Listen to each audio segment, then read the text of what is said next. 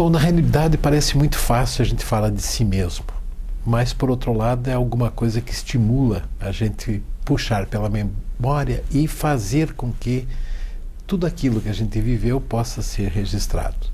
Eu sou Gilberto Serpa Gribler, nascido em Curitiba em 2 de abril de 1946, tendo como pai Ernesto Afonso Gribler e mãe Neucinda Serpa Gribler. Eles não são paranaenses, ambos são gaúchos, um de Montenegro e outra de Nonoai. Esses dois se conheceram e chegaram ao Paraná em 1938, em Caviúna, que hoje chama-se Rolândia, aonde nasceu o meu primeiro irmão, que é o Flávio Serpa Gribler, também já falecido. E em 1940 eles saíram de Caviúna e vieram para Curitiba, onde se estabeleceram desde o começo com as suas atividades de funcionários públicos. Os dois passaram para nós, tanto para o Flávio quanto para o Gilberto, a necessidade de sempre ter como meta o nível superior, que era o que eles não tinham e que procuravam dar aos seus filhos.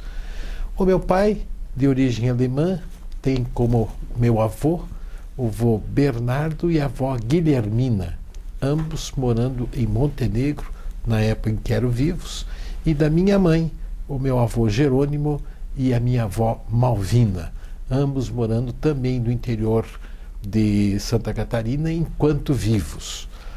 A família Serpa, que é a da minha mãe, é uma família que está arraigada em todo o Brasil praticamente. Uma parte aqui no Paraná, outra parte no Rio Grande do Sul e outra parte no Rio de Janeiro. Já a família Gribler é uma família tipicamente gaúcha, que está radicada na sua totalidade em Montenegro, São Sebastião do Caí, São Leopoldo, naquela região próximo de Porto Alegre. Alguns saíram, evidentemente, porque o meu pai, tanto o meu pai quanto a minha mãe, eram filhos de famílias grandes. O meu pai, 12 irmãos, e a minha mãe, 11 irmãos.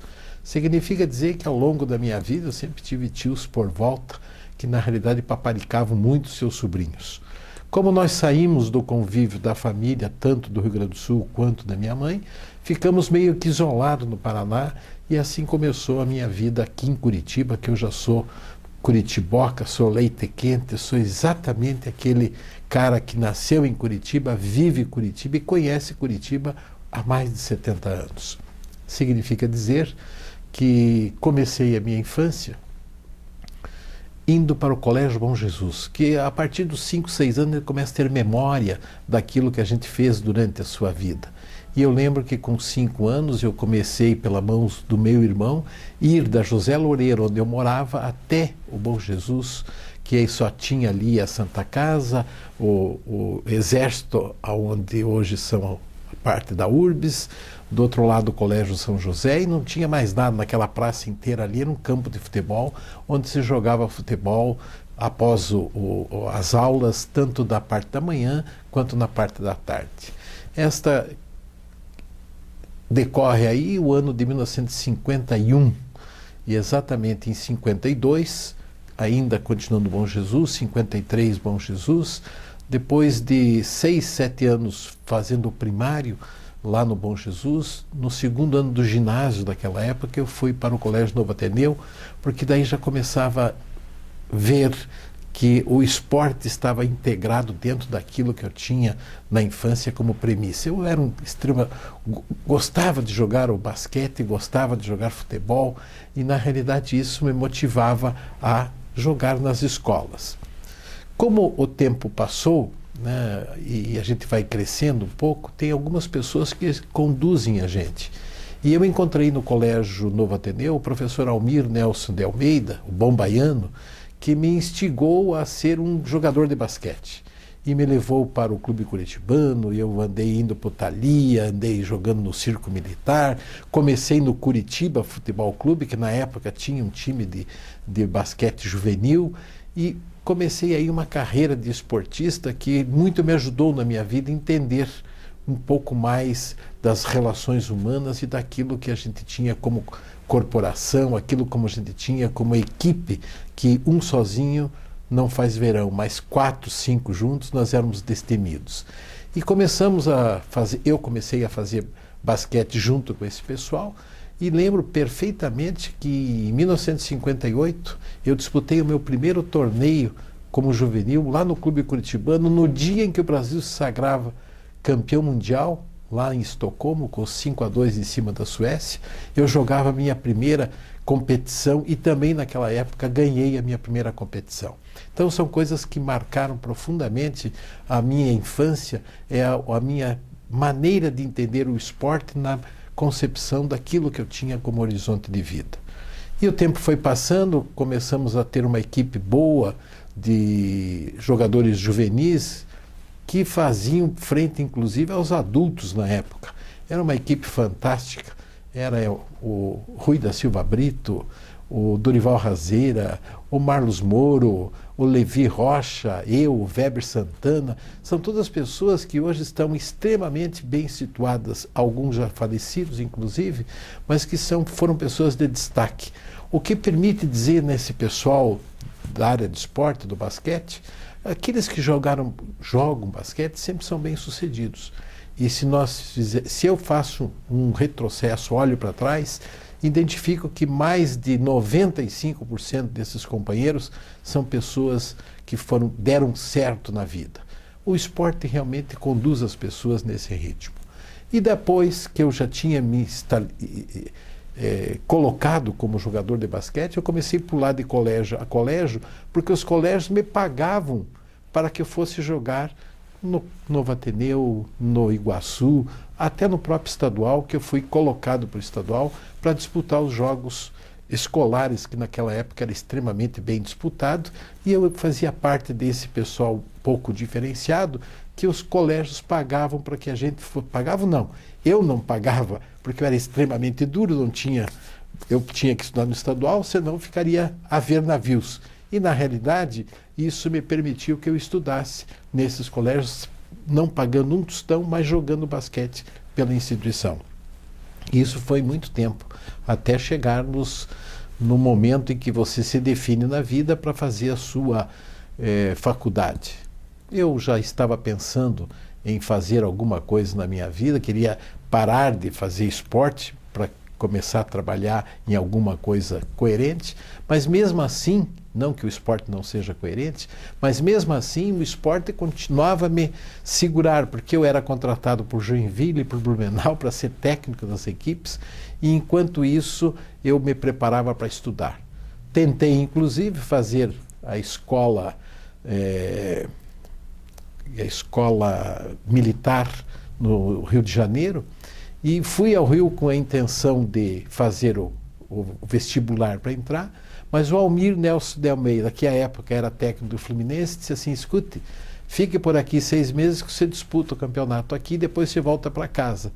E eu tive que inventar uma história para minha mãe, que eu estava sendo chamado para fazer um curso preparatório para depois entrar na área militar, que era o desejo dela também, e não durou muito tempo essa mentira, porque 3 meses depois, uma vizinha da minha mãe me encontrou no Rio, de costeleta grande, calça boca de sino. Ué, você não está fazendo uma preparação na escola militar e esse é o traje da escola? E aí tive que contar que, na realidade, eu estava mesmo, era jogando basquete no Fluminense naquela época, e fiquei lá 6 meses, porque no 5º mês a minha mãe foi lá e me trouxe de volta para Curitiba.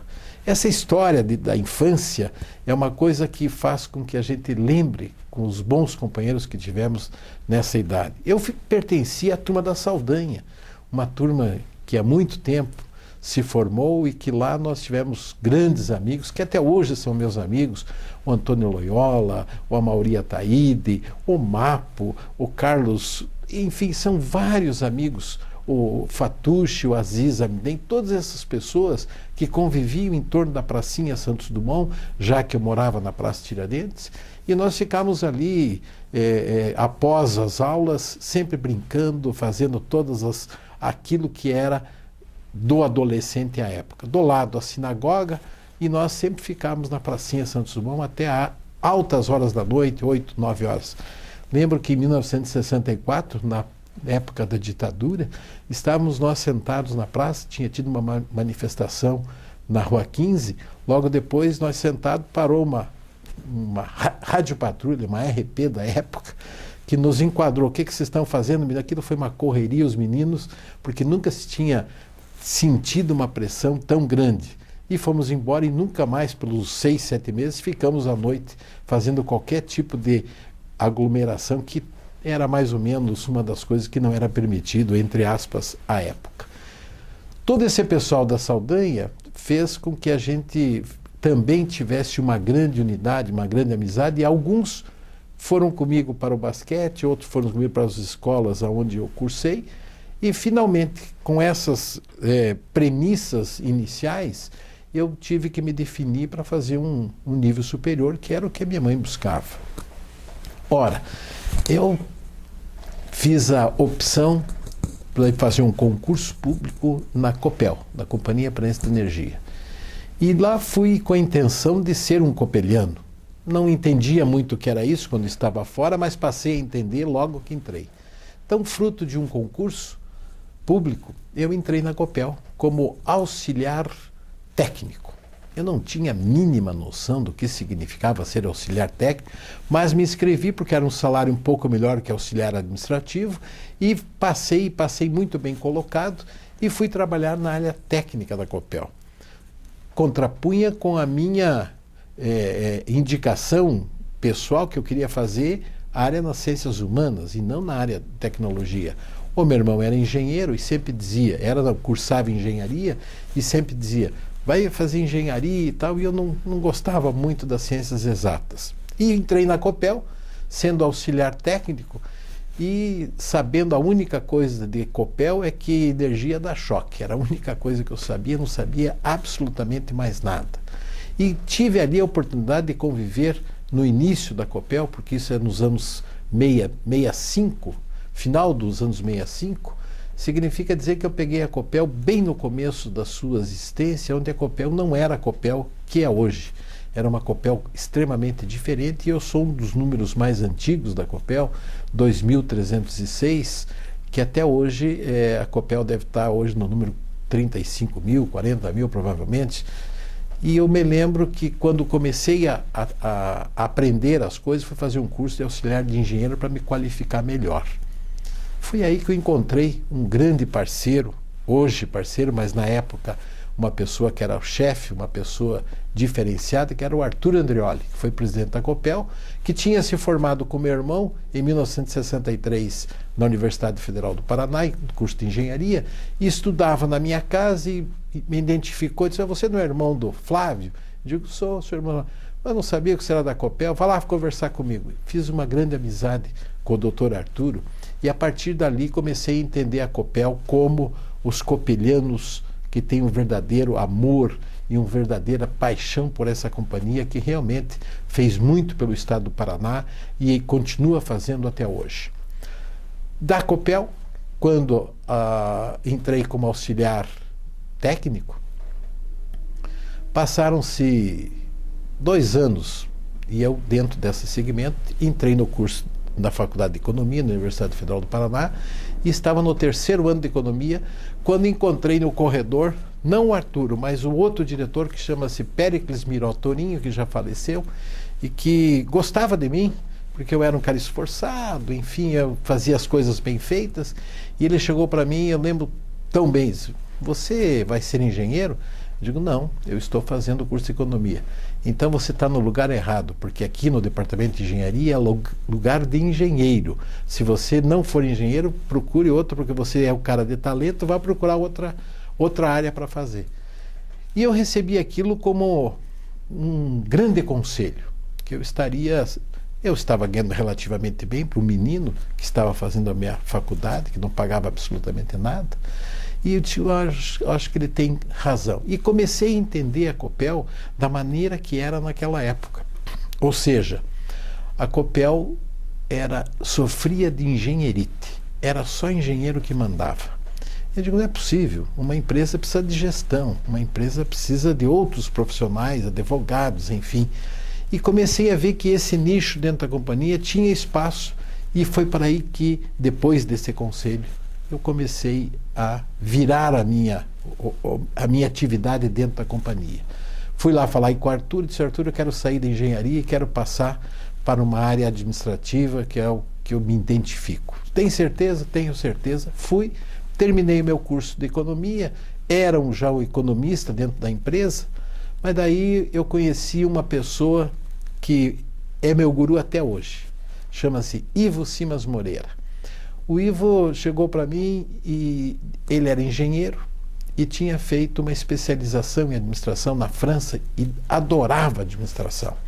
E passou esse seu amor para mim, mostrando que eu poderia fazer da profissão de administrador uma profissão de destaque, que nós não tínhamos isso na Copel.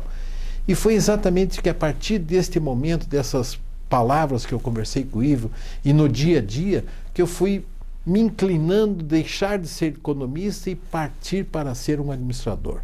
Completei o meu curso de economia, completei o meu curso de administração e sim, aí estava um profissional de administração, que é aquilo que eu imaginava e que, graças a Deus, eu escolhi em ser administrador. Me qualifiquei, fui um profissional daí, o primeiro administrador da Copel, isso eu tenho um grande orgulho disso, e na realidade fiz com que as coisas abrissem espaço a essa profissão na companhia, porque na realidade lá o momento era de engenharia e as coisas hoje não são assim, graças a alguns companheiros que comigo fizeram essa grande transformação.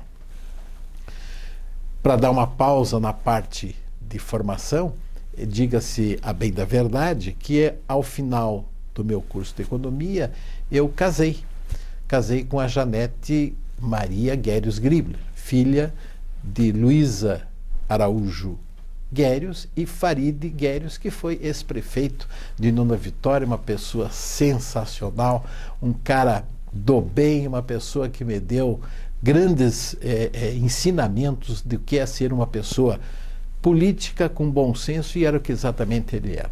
Deste casamento eu tive 2 filhos, a Patrícia, que é a mais velha, e o Marcos, que é o mais novo. A Patrícia é médica, ginecologista e obstetra, e o Marcos é engenheiro civil. Quer dizer, eu passei os meus filhos a necessidade deles também serem profissionais, e graças a Deus ambos são ótimos profissionais. A Patrícia, casada com o Marcelo, que é um outro médico, reside em Brusque, que me deu 2 netas maravilhosas, a Juliana e a Rafinha, e o Marcos, que agora com a Flávia Bentes, que é a sua esposa, me deu outra netinha, Alice. Eu até estou esperando que, quem sabe, o Marcos aí me dê um neto para que o meu nome vá para frente, senão eu vou ter que me contentar com essas meninas maravilhosas que fazem parte da minha vida. Toda essa história familiar é lógico que ancora os desafios que você tem na vida.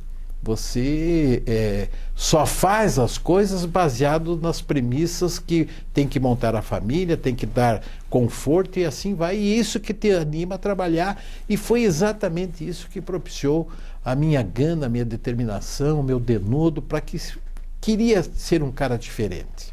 E o tempo começa a passar e dentro da Copel eu começo a entender, como na época não se entendia, que a Copel era uma empresa de companhia mista. Naquele tempo não existia nenhuma interferência governamental na companhia. O Dr. Parigô é uma pessoa seríssima, que era o presidente quando eu entrei na companhia. Depois foi o Dr. Arthur, quer dizer, não existia componentes políticos dentro da diretoria. É óbvio que o governo do estado indicava o presidente, mas a composição dos seus diretores eram todos cara da casa. E eu sonhava em ser diretor da Copel, obviamente. E a Copel investiu neste profissional. Eu fui fazer curso no Rio de Janeiro, passei 6 meses, Getúlio Vargas, enfim, fui me qualificando para aquilo que eu finalmente entendi que era o meu campo, a minha determinação, que é a administração. Me preparei muito para isso, voltei, comecei a conversar com os meus amigos da Copel para eles se prepararem que, como a companhia era uma companhia mista, mais cedo ou mais tarde haveria uma interferência governamental designando os seus diretores. E aí a Copel, que não era política, nesta época começou a ficar política. era pessoas identificando o partido A, o partido B, o partido C, com a expectativa de ganhar a eleição e ser diretor da companhia. E isso aconteceu depois de determinado tempo, permanentemente, a cada sucessão governamental, os núcleos de partido faziam dentro da Copel campanhas políticas para eleger o seu candidato, para ele obviamente se beneficiar. Eu não entendia dessa maneira. Nunca fui filiado a partido político até então, e o que eu notava é que a Copel fornecia ao Estado do Paraná, ao governo do Estado do Paraná, muitos profissionais, força da formação extremamente adequada e responsável daqueles precursores de antigamente, que se preparavam, eram técnicos qualificados, que a Copel sempre formou profissionais excelentes, e esses profissionais contribuíam com o governo do Estado. Na medida em que o governo do Estado requisitava esses profissionais, lá fora a gente dava conta do recado, mostrava o padrão Copel de ser, e realmente muitos governantes se utilizaram da massa cinzenta da Copel para fazer os seus governos dar um melhor, dar mais certo e assim por diante. E isso aconteceu invariavelmente a cada mudança de governo do Estado. Eu lembro que, pelas mãos do ex-deputado Max Rosman, meu amigo de basquete, meu amigo de campanhas políticas, ele me indicou a primeira vez para que eu saísse da Copel, emprestado a um órgão público para ser dirigente de um órgão público. E através do Max Rosman, eu fui ser secretário municipal junto com o prefeito Roberto Requião à época. E lá foi a primeira vez que eu tinha saído da Copel para exercer uma atividade no setor público em que não era o meu campo, vamos dizer assim, mas eu tinha a experiência de uma companhia mista e pude colocar em prática muito do que eu aprendi na Secretaria Municipal de Transporte, que era uma secretaria que funcionava, e eu acho que funciona até hoje ali na Quari, mas que o Requião passou para mim a responsabilidade de ser secretário municipal nesta área. Terminaram os mandatos, eu voltava para a Copel, era chamado para outro, eu fui para o governo do Álvaro Dias, fui no governo do Zé Richa, várias vezes eu saí da Copel para prestar serviço e depois retornava. Dentre essas saídas, eu fui diretor do Departamento Estadual do Arquivo Público. Aliás, quando o Arquivo Público pegou fogo, infelizmente, naquela época, eu era o diretor deste departamento. Fui para o DEAN, o Departamento Estadual de Administração de Materiais, aí já numa composição em que o Arthur Andrioli tinha ido, eu e o Arthur tínhamos ido para Florianópolis, para a Eletrosul, e terminou o mandato da Eletrosul, voltando para cá, eu disse para ele que não queria ficar lá também, e ele, através do Zé Olímpio de Paula Xavier, de Ponta Grossa, que era o secretário de administração, me convidou para ser o diretor do Departamento Estadual de Administração de Materiais. Então essas idas e vindas do governo me qualificaram profundamente, porque as experiências eram as mais variadas possíveis. Uma hora mexia com administração de materiais, outra hora com administração de transporte, outra hora com financeira, enfim. Voltei a Copel várias vezes, como disse, fui talvez um dos primeiros funcionários da Copel que tenha saído tanto e voltado tanto, até o ponto em que, em determinada época, acho que no segundo mandato do Requião, eu fui chamado a trabalhar com ele, eu era assessor do governador, e houve uma saída do Fábio Campana de secretário da Comunicação, e eu fui ser secretário de Estado da Comunicação. E aquilo realmente me envaideceu muito, porque eu não tenho um voto, nunca fui político e atingi um posto de tal envergadura no governo do Estado. Cumpri com aquilo que o governador esperava de um secretário de administração, pegando um governador polêmico, difícil, mas um governador com conhecimento e que pude agregar muitos pontos percentuais de aprovação ao seu governo, graças a uma política de comunicação que alguns na época pensavam que eu não detinha conhecimento para tanto, mas que obviamente cercado com pessoas com expertise na área de comunicação, pude fazer o trabalho que foi reconhecido pelo governador. com isso também. Cheguei a diretor de marketing do Banestado, concomitantemente ao cargo de secretário de comunicação, e começaram aí as aventuras maiores que estavam previstas na minha vida. Voltei, fui ser diretor da Copel, pela primeira vez diretor financeiro, econômico-financeiro da Copel, e na realidade aquilo me deu uma experiência fantástica, porque a Copel é a maior empresa do Paraná, são números fantásticos, a Copel é um grande desafio para qualquer gestor público. Dentro da empresa, ainda, depois eu volto a esta parte de parte política, vamos chamar assim, mas dentro da empresa ainda, eu fui muito prematuramente presidente da Fundação Copel. E lá, a Fundação Copel, da qual hoje eu sou aposentado, eu comecei a colocar em prática algumas coisas de um plano atuarial que tinha sido feito à época e que nos dava condições de mostrar a competência das nossas atitudes, vamos chamar assim, no aumento do bolo previdenciário, e graças a Deus isso foi uma das coisas que nós primamos muito e deixamos lá um pouco da nossa experiência na composição da Fundação Copel. Isto mostra que eu fui talhado para ser um gestor, pelo menos eu me preparei para isso. E ao ser um gestor, eu sou um administrador, e na minha parte corporativa, eu via que o Conselho Regional de Administração começou a me chamar, fruto do chamamento do Joel Souza e Silva, do Otávio Tupinambá Rodrigues, de pessoas que exerciam lá no Conselho, no CRA, à época, a função de conselheiro, e dizia: por que você não vem conosco? Mas na hora em que eu fui entrar para o Conselho, eu fui transferido para Eletrosul, em Florianópolis. E na época, o Conselho Regional de Administração da 9ª Região englobava Paraná e Santa Catarina. E também nesta época, as eleições do Conselho eram feitas por procurações. Como eu morava em Florianópolis, a cada eleição que tinha, eu pegava os registrados de lá, fazia uma reunião, pegava a procuração, 150, 200 procurações, e chegava aqui para votar. Então, quando eu chegava aqui para votar, era muito assediado, porque o meu voto não era o meu, era de 150 até 200 administradores do estado de Santa Catarina. Isso terminou em 1983, que daí Santa Catarina foi desmembrada do Paraná, e eu voltei para Curitiba, e aí sim entrei no Conselho Regional de Administração para ser conselheiro.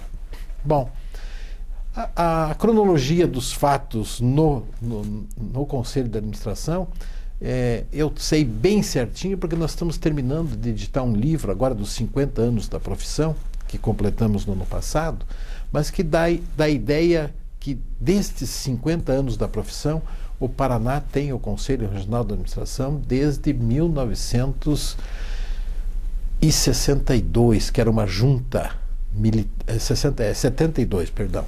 Era uma junta militar que começou a fazer a implantação do Conselho. Junta administrativa, eu falei junta militar, não tem nada a ver, junta administrativa, que era comandada pelo professor Nivaldo Maranhão, que foi meu professor na faculdade, e ele foi o precursor do Conselho aqui no Paraná. 6 anos depois disso, veio o regime militar, entrou, saiu, nova junta, enfim, ficou uma coisa meio obscura, nunca tinha eleição, e na primeira eleição que teve, esses meus amigos que eu citei entraram no Conselho, e já depois, na segunda, terceira eleição, eu entrei junto com esse pessoal. E completo agora, estou completando exatamente em dezembro de 2016, 30 anos como presidente do Conselho Regional de Administração do Paraná, com saídas e entradas de acordo com a legislação, o tempo necessário para me desvincular, mas são 30 anos que eu sou presidente, fui presidente do Conselho Regional de Administração. E eu fico pensando, por que os caras me elegeram tantas vezes? Por que os caras me tornaram a reeleger? Por que me chamaram todas as vezes? Ou eu fui um cara que fiz algumas coisas pelo Conselho, e isso, para aqueles que conhecem, sabe que lá está a casa do administrador, lá está todas as nossas 44 delegacias no Estado, enfim, uma valorização da profissão muito forte, fiscalização atuante, enfim. Eu fico pensando, será que é por isso que ninguém teve capacidade para me tirar de lá, fruto do voto, da eleição? Mas a grande verdade é que nós construímos, juntos com os meus amigos, uma profissão aqui no estado do Paraná que não era conhecida e que hoje, graças à ação do Conselho Regional de Administração do Paraná, nós colocamos à disposição da sociedade paranaense verdadeiros baluartes na defesa dos direitos do profissional de administração, através da fiscalização, poupando a sociedade de maus gestores, de maus... É muito difícil, porque na realidade o grande problema de gestão do país é a gestão pública. E é onde mais nós trabalhamos para tentar conscientizar os governantes de uma forma ou de outra, que não adianta fazer uma política se não tiver uma gestão adequada, com transparência, sólida, com pessoas que conheçam. A administração é para administrador. Eu não tenho a menor dúvida em dizer isso. E eu até brinco, porque sempre nas minhas palestras, ao longo desse Paraná inteiro, onde falo com os estudantes, falo com os futuros companheiros, com os companheiros, eu sempre faço uma sinalização dizendo que a única profissão que não precisa vestibular é político. As outras todas precisam. E se precisam, são pessoas preparadas. Lógico que tem os bons e os maus, em todas as profissões tem. Não é só na administração. Por isso que nós, esse grupo que comigo está há muito tempo no Conselho, nós temos um verdadeiro orgulho em dizer nós somos administradores. Porque na realidade nós somos precursores de um monte de transformações que aconteceram no estado do Paraná, dotando inúmeras prefeituras do cargo de administrador que até então não tinha. Isso é a ação do Conselho, a ação de valorizar a profissão e dar espaço para aqueles que junto disputam um mercado de trabalho extremamente competitivo e árduo. Este lado profissional assim foi fruto, obviamente, do meu destaque que eu consegui dentro da Copel. Porque se eu não tivesse destaque lá, eu não podia me colocar como uma pessoa diferenciada para tentar me eleger conselheiro e depois presidente do Conselho Regional de Administração. À medida que o tempo foi passando, obviamente, que a gente se dedica muito para aquilo que a gente faz. E eu sempre tenho por norma o seguinte: se tiver que escolher alguém para trabalhar comigo, eu vou escolher aquele cara que tem vários compromissos, porque eu sei que ele dá conta do recado. O cara que não tem muito compromisso não é comprometido. E graças aos nossos companheiros comprometidos com a nossa profissão, nós conseguimos levar a administração para todo o estado. 44 delegacias no estado do Paraná não é fácil de ter. E nós temos lá verdadeiros baluartes, os nossos delegados seccionais, que atuam como lá fossem o presidente do conselho. Fazemos parte de conselhos de desenvolvimento, de Fundatec, uma série de atividades que até então nem sequer escutavam o administrador, hoje tem o administrador dentro da sua prefeitura, dentro da sua fundação e assim por diante. Fruto do quê? Fruto do trabalho que nós desenvolvemos ao longo do estado, lá na base, lá na formação, lá nas IES, que aqui no Paraná são mais de 200 instituições de ensino que ministram o curso de administração. É óbvio que tudo isso tem um preço e tudo isso tem um legado. O preço é o convívio pouco com a família, porque na realidade você passa viajando demais, viaja muito para poder atender todos os convites, tudo aquilo que valoriza a profissão, você tem que estar lá junto com os gestores de administração, não só do Paraná, como do Brasil como um todo. É lógico que as experiências que nós formatamos aqui no Paraná servem hoje aos grandes conselhos do Brasil. O Paraná não deve nada em gestão, em administração, a nenhum estado da nação. Significa dizer que aqui nós temos instituições de ensino ótimas, temos gestores ótimos, temos pós-graduação sensacional e temos, sim, mercado para o profissional competente. Da mesma maneira em que a gente se alerta em todas as situações, dizendo que para você disputar o mercado de trabalho, você tem que ter conhecimento, senão não adianta. Você vai disputar, vai fazer a mesma coisa que o outro fez, não é isso que o empresário quer. O empresário quer alguém que agregue valor. E você só agrega valor com conhecimento. Sem conhecimento, você não vai agregar valor. Então, esses desafios todos que nós encontramos ao longo do tempo, nós começamos a superá-los na medida em que se cresceu a profissão de administração. Isso me deu, obviamente, eu tinha parado na diretoria de marketing do Banestado, mas aí veio um momento em que o governador Requião sai e o mandato dos últimos 9 meses é com o governador Mário Pereira. E ele me convidou para ser secretário de administração do Estado do Paraná, o qual eu desempenhei com o maior orgulho da vida, porque na realidade eu chegava ao teto daquilo que eu almejava. E fizemos em 9 meses uma gestão espetacular, deixamos uma série de ações desenvolvidas em prol do Estado do Paraná, inclusive trazendo para cá a Getúlio Vargas, que hoje está aí, fruto de um dos projetos que nós deixamos para o governo do Estado, que é a formação dos profissionais, dos funcionários públicos, porque eu sou daqueles que penso, e ainda penso até hoje, que os governantes passam, mas os funcionários públicos que estão lá. Quanto mais qualificados eles forem, melhor para a máquina administrativa do Estado. Então eu notava que a máquina precisava ter mais massa cinzenta, mais pessoas comprometidas, mais salário, obviamente, e fizemos isso no governo Mário Pereira para dar uma dimensão de profissionalismo à gestão do Estado. Conseguimos e até hoje existem os cursos de capacitação dos funcionários públicos. É lógico que, na medida que você vai tendo mais expertise, mais experiências vão passando na sua vida, você fica mais senhor de si. E isso me deu condições, após esta passagem do governo Mário Pereira, eu voltei à Copel para ser diretor de gestão corporativa da Copel, diretor de participações da Copel, enfim, tudo aquilo que eu podia contribuir para a empresa que investiu em mim, eu dei em troca. Eu respondi a todos os ensinamentos que foram propiciados, sim, pela Copel.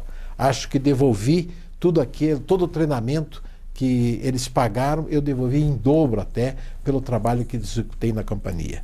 É lógico que não se agrada a todo mundo e que divergências existem e que outros profissionais começam a vislumbrar outras situações e você tem que entender que em determinado momento é chegada a tua hora de você sair e dar espaço para o outro. Isso faz parte da vida, do jogo político que a Copel entendeu desta forma. Uma das últimas atividades junto à Copel, eu fui ser presidente da Elejor, das Centrais Elétricas do Rio do Jordão. Primeira parceria público-privada feita no Estado do Paraná, de sucesso com o Grupo Gulim, e que me deu condições de identificar ali de que maneira uma pequena hidrelétrica como aquela pode ser importante e é importante dentro do sistema de abastecimento de energia do Estado do Paraná. Com isso, eu saí do sistema Copel, vamos dizer assim, e me dediquei praticamente às atividades privadas que na realidade me colocaram frente ao Conselho, como já identifiquei, e fez com que eu tivesse, ao longo do tempo, convites para participar como palestrante, como consultor, enfim, desenvolvi por muito tempo a parte de consultoria para tentar também passar para o setor privado aquilo que eu tinha amelhado ao longo da minha experiência profissional na parte pública, vamos chamar assim. Não tenho, dentro dessas passagens, existem lados ótimos, lados bons e lados ruins, como qualquer profissional. E a gente tem que saber entender, e pelo menos foi isso que eu aprendi, entender que não se agrada a todo mundo. E não agradando, tem alguns que não são da mesma linha de pensamento. Mas desde que seja respeitado aquilo que eu coloco como uma ação de um profissional, eu também respeito os outros profissionais. Eu acho que uma empresa, ela só atende aos seus objetivos na hora em que todo mundo trabalhe com objetivos comuns. Não um puxando para o lado e outro puxando para o outro. Tudo isso faz a gente, eu principalmente, ver e entender agora, com o passar do tempo, como seria muito melhor para todas as empresas onde eu passei, onde se todo mundo tivesse comprometido com os mesmos objetivos.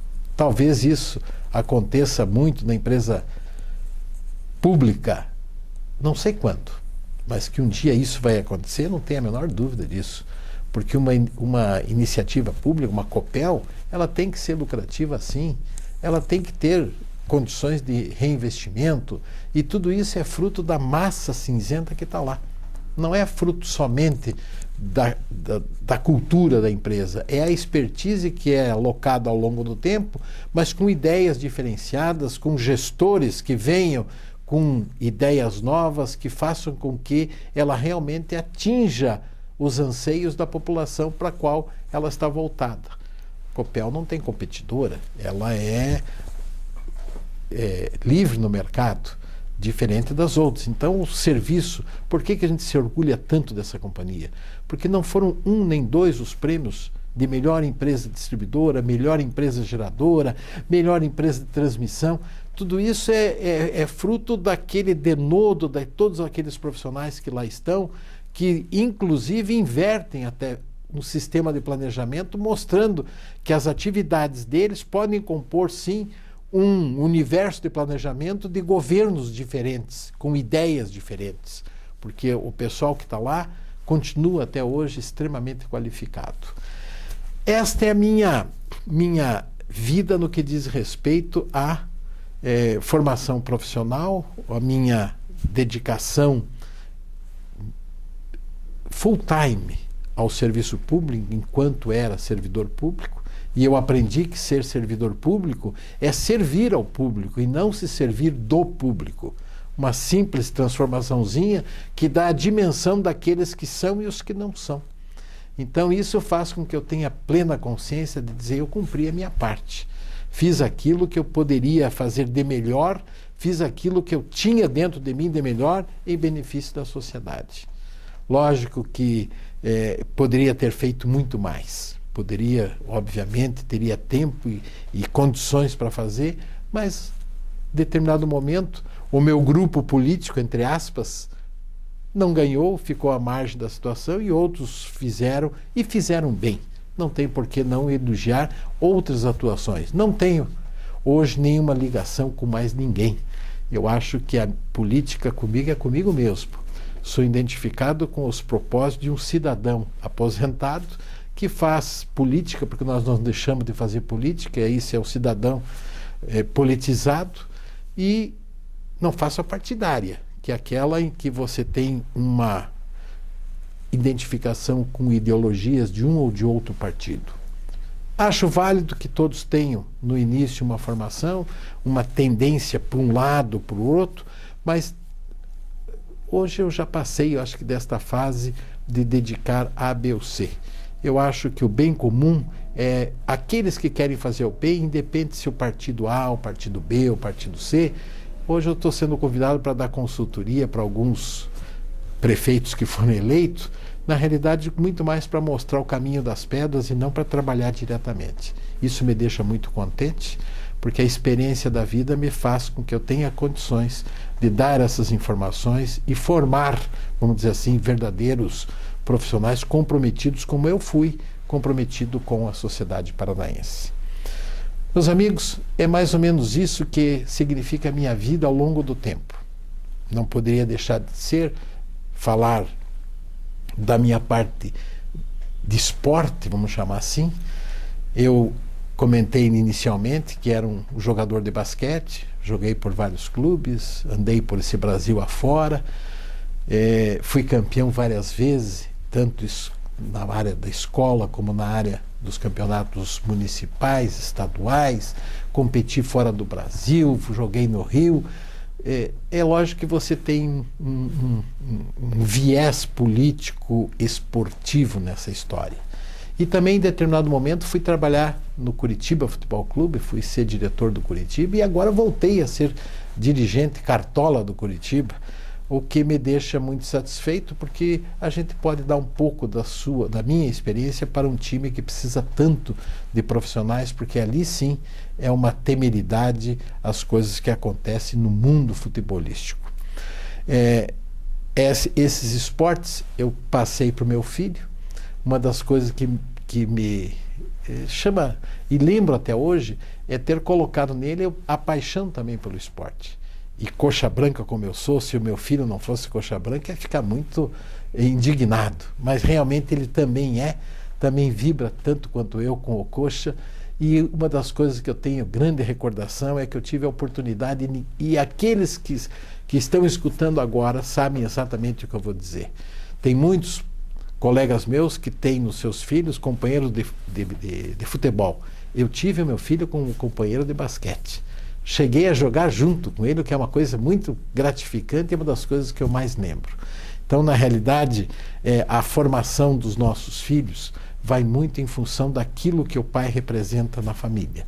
Eu deixei este legado, eu deixei este comprometimento, eu deixei estas atitudes, que serão julgadas por eles, e é eles que eu quero que eles entendam, me julguem sempre como um pai que foi dedicado, às vezes ausente, mas sempre dedicado a que o comprometimento maior, o bem-estar melhor familiar, sempre foi uma das coisas que eu nunca deixei de lado.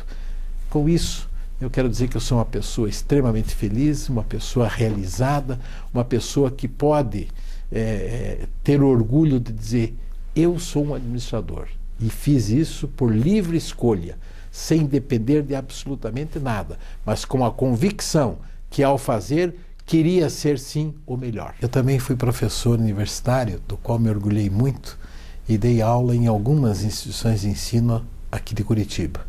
Isso me deu a certeza de que, ao transmitir aos alunos, e tenho alunos que até hoje lembram desse velho professor aqui, com grande... eu tenho um orgulho tremendo, porque fui paraninfo de algumas turmas, e aqueles que são professores sabem o quanto difícil é ser paraninfo. Então, em pouco tempo que eu dei aula, e isso é mais ou menos uns 15 a 18 anos, eu não quis estender mais, porque os compromissos da área pública me impediam de eu ser um professor como eu gostaria de ser, aquele que não falta aula, que não tem problema algum para ir lá com a maior dedicação possível. Já que os compromissos não me davam essa oportunidade, eu também não enganaria ao ponto de começar a levar de barriga ou colocar os meus monitores para dar aula no meu lugar. Então, tenho um grande orgulho de ter sido professor na Universidade Federal do Paraná, na FESP, na SPEI, no Positivo, em várias instituições em que realmente eu pude mostrar um pouco daquilo que eu aprendi, um pouco daquilo que eu deixei de legado aos meus alunos. E foram tantos alunos que até hoje eu tenho uma memória, parece que privilegiada, e tem uma historinha de aluno que eu acho que é interessante.